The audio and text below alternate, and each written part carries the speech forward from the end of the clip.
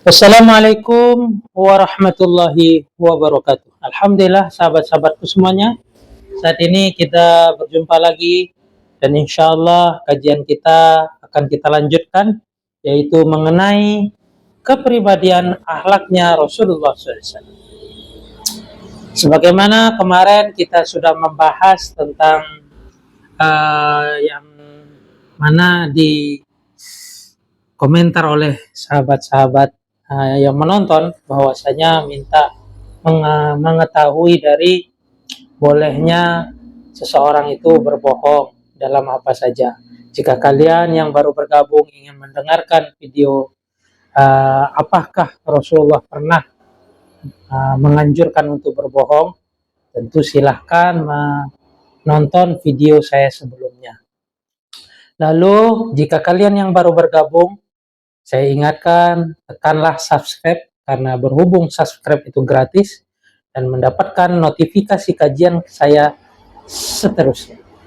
Dan yang baru bergabung, alangkah baiknya kalian mengikuti kajian saya dari awal video untuk memberikan manfaat keberkahan Rasulullah SAW yang lebih maksimal.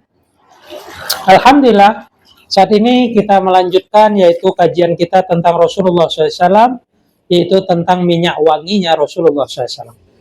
Sebagaimana sebelumnya kita sudah sering mendengar, kita tidak akan memulai, melainkan kita berdoa kepada Allah dengan Al-Fatihah.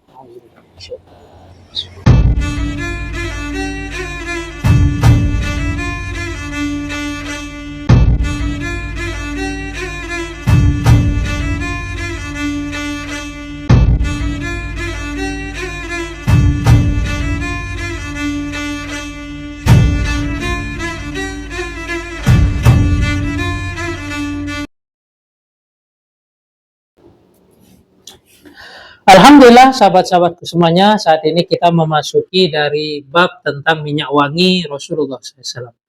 Atau bisa disebutkan adalah minyak wangi yang digunakan oleh Rasulullah SAW.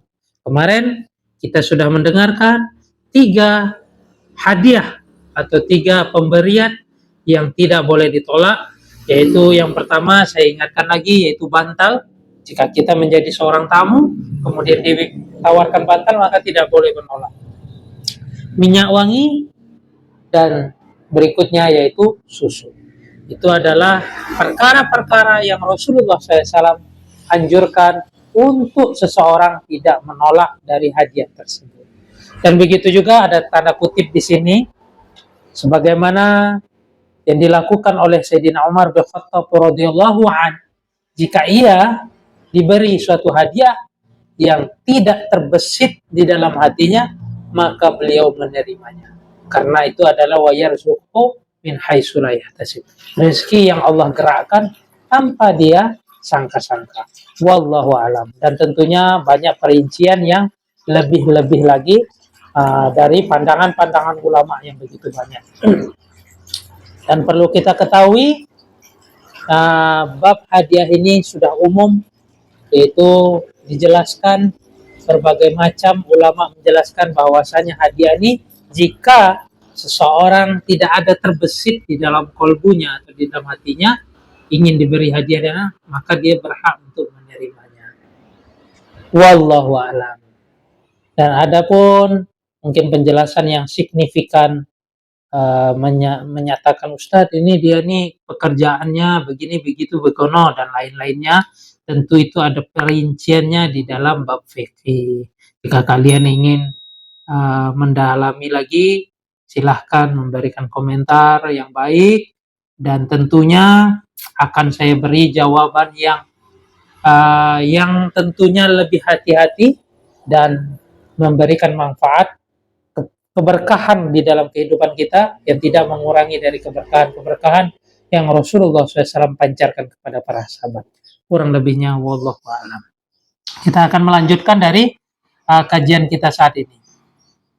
Abu Hurairah radhiyallahu anhu memberitakan, qala Rasulullah sallallahu alaihi wasallam, tibur rijal ma tahara rihuhu wa khafiya launuhu Wa tibun nisa ma tahara launuhu wa khafiya rihuhu. Rasulullah SAW di sini bersabda, wewangian bagi seorang laki-laki atau wangi seorang pria yang mana minyak wanginya ini harum baunya dan warnanya tidak terlalu keras, maksudnya tidak mencolok. Minyak wanginya ini wanginya lebih kuat atau wanginya itu lebih bisa dikatakan strong ataupun dikatakan lebih kuat gitu. Lalu warnanya tidaklah terlalu mencolok. Wallahu a'lam. Dan adapun wanita, wewangian seorang wanita yaitu dia cemerlang warnanya, maksudnya indah, dari dilihat dari warnanya bagus ataupun indah dan tersembunyi baunya, maksudnya wangi-wangiannya ini tidak terlalu mencolok, tidak terlalu kuat ataupun strong, lembut, enak, soft. Biasa orang katakan soft ya, kalau nggak salah. Yang mana minyak wangi wanita, Rasulullah SAW bersabda sedemikian rupa. Karena di dalam Islam ini ada aturan-aturan yang tentunya kita diatur di dalam fikih, bab fikih, dalam aturan hidup kita. Dari motong kuku sampai motong leher, semuanya diatur oleh agama. Itulah keindahan Islam. Sehingga dari hati, kolbu, sampai ke bagian-bagian yang tidak tampak pun, itu pun dalam aturan Allah, yang mana itu adalah memberikan manfaat yang terbaik untuk manusia itu sendiri di kehidupan dunia ini maupun kehidupan setelahnya, yaitu di akhirat. Dan wangi-wangian pria ini dia lebih kuat. Maksudnya lebih baunya lebih menyengat. Dan adapun wanita dia baunya tidak menyengat. Karena wanita ini ada batasannya di dalam minyak wangi. Karena banyak sekali hadis-hadis yang menjelaskan jika seorang wanita tersebut menggunakan minyak wangi yang bisa menarik dari perhatian lawan jenisnya ataupun perhatian orang kepadanya, na'udzubillah, hadis itu menyatakan tidak diberikan mencium dari bau surga. Na'udzubillah, summa na'udzubillah. Semoga yang mendengarkan ini bisa menghindarkan dirinya dari wewangian yang bisa membuat fitnah bagi kaum pria. Dan adapun wangi-wangian tersebut boleh dilakukan wangi-wangi, dia pun ada batasannya seorang wanita ini. Batasannya tentunya kepada seorang suaminya ataupun dari keluarga-keluarganya. Jadi itu diberikan ada batasan di dalam wanita. Kenapa wanita dibatasi? Karena wanita dipandang dalam agama Islam adalah sebuah mutiara, yang mana sebuah keindahan lambang dari seorang wanita tersebut. Wallahu a'lam. Begitulah Islam memberikan aturan terhadap wanita di dalam menggunakan wangi-wangi. Ustaz, jika sudah terlanjur dilakukan terdahulu, maka lebih baiknya kita lebih hati-hati di dalam menggunakan minyak wangi. Wallahu a'lam. Dan semoga aja yang menggunakan minyak wangi dari kalangan wanita yang berlebihan ataupun yang lainnya, Allah tolong memberi taufik senantiasa ia dimudahkan untuk istighfar kepada Allah. Karena kita di sini hidup di dunia tidak bisa menentukan manusia. Dia ini wangi betul, ini keluar alina. Tidak. Karena ada cerita di balik kisah Israiliyat, yaitu mengenai seseorang pemuda yang rajin di dalam ibadah atau taat kepada Allah. Kemudian ada seorang lagi yang dia senantiasa melakukan hal yang buruk terhadap aturan Allah, ataupun bisa dikatakan dia ini tidak taat kepada aturan, bisa dikatakan maksiat. Jika demikian, tentunya kita bisa menilai bahwasanya ahli neraka itu siapa? Yaitu si pemuda yang bermaksiat tersebut. Namun Allah itu menilai di dalam kolbu dan hati manusia. Ketika di dalam cerita tersebut dikatakan seorang pria yang ahli ibadah tuh merasa dia lebih baik dari si fulan tersebut, lalu selagi itu tidak terlontarkan di dalam perkataannya, tentu dia masih orang yang selamat. Namun jika dia terlontar, sebagaimana yang diceritakan ini, si ahli ibadah ini melontarkan kepada si maksiat, kamu ini wajib masuk neraka. Tentunya itu adalah aturan Sang Maha Kuasa yang tidak bisa dilakukan oleh seorang manusia seperti kita. Maka di akhir hayat ataupun di akhir dalam riwayat itu diceritakan, Allah Subhanahu wa taala telah memberikan catatan kepada dia bahwa si ahli ibadah ia dimasukkan dalam neraka dikarenakan dari mendahului dari zat yang maha agung yaitu Allah. Kemudian si laki-laki yang ahli maksiat dengan rahmat Allah, Allah telah mengampuninya. Maka kita tidak bisa memvonis orang karena dalam suatu hadis. Karena Syekh Uzair Taufikur Abdillah, semoga Allah limpahkan rahmatnya kepada beliau mengatakan, yaitu beliau guru saya sendiri pribadi, mengatakan bahwasanya ilmu agama ini saling berkaitan. Hadis dengan hadis yang lainnya saling berkaitan. Al-Quran dengan hadis saling berkaitan. Seluruhnya saling berkaitan di dalam hukum untuk menyempurnakan menjadi rahmatan lil alamin atau menjadi rahmat atau keindahan di dalam akhlaknya manusia, menjadi kasih sayang, welas asih kepada yang lain-lainnya dengan pandangan rahmat dan rahimnya Allah. Wallahu a'lam.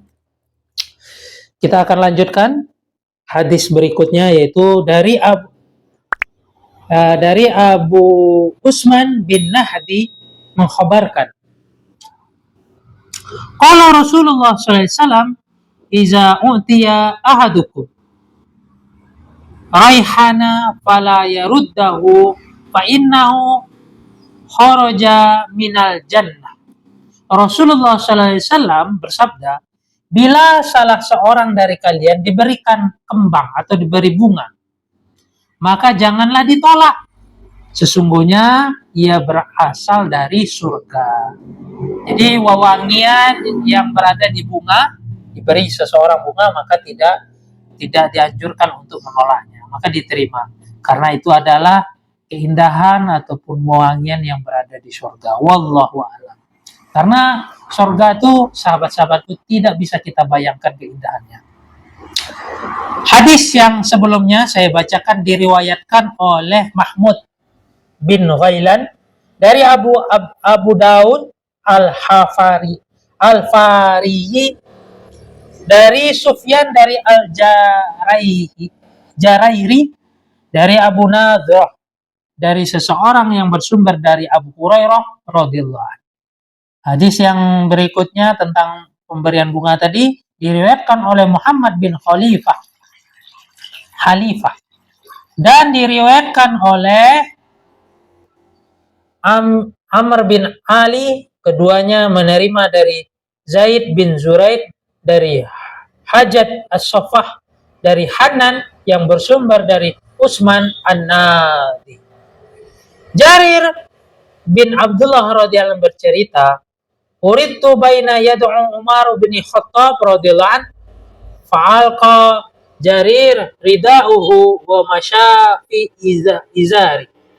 Faqala lahu uzri da'uka. Faqala Umar lil qaumi ma ra'aitu rajulan ahsana sawratu min Jarir illa ma balagna min suratul Yusuf Siddiq alaihi salatu wassalam." Aku membawa hadir.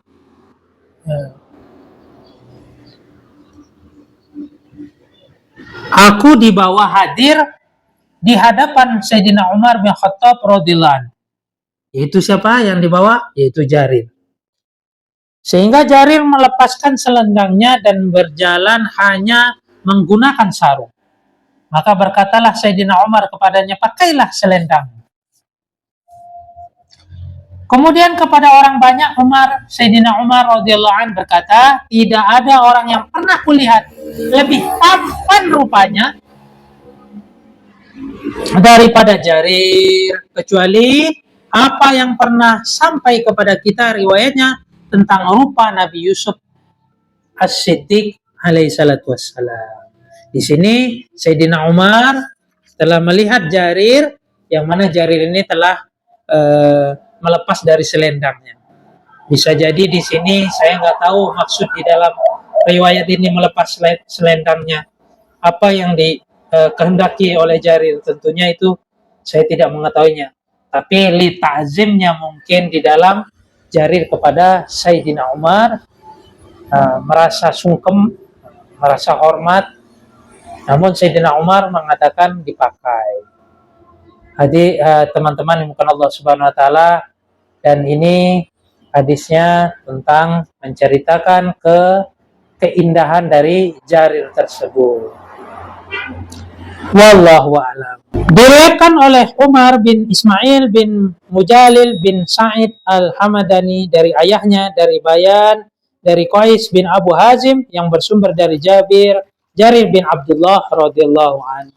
Alhamdulillah sahabat-sahabat semuanya, dengan kajian hari ini kita telah mendengarkan dari tentang hadis-hadis tentang minyak wangi Rasulullah SAW, yang mana tentunya minyak wangi tersebut jika kita menggunakan dengan niat mengikuti dari kekasih kita, junjungan kita Nabi Muhammad SAW, tentu akan memberi nilai yang lebih terhadap kepribadian dan kehidupan kita. Wallahu a'lam. Kurang lebihnya saya mohon maaf. Ada salahnya, saya juga minta maaf. Yang baru bergabung silahkan subscribe untuk mendapatkan notifikasi selanjutnya. Wabillahi taufiq wal hidayah. Assalamualaikum warahmatullahi wabarakatuh.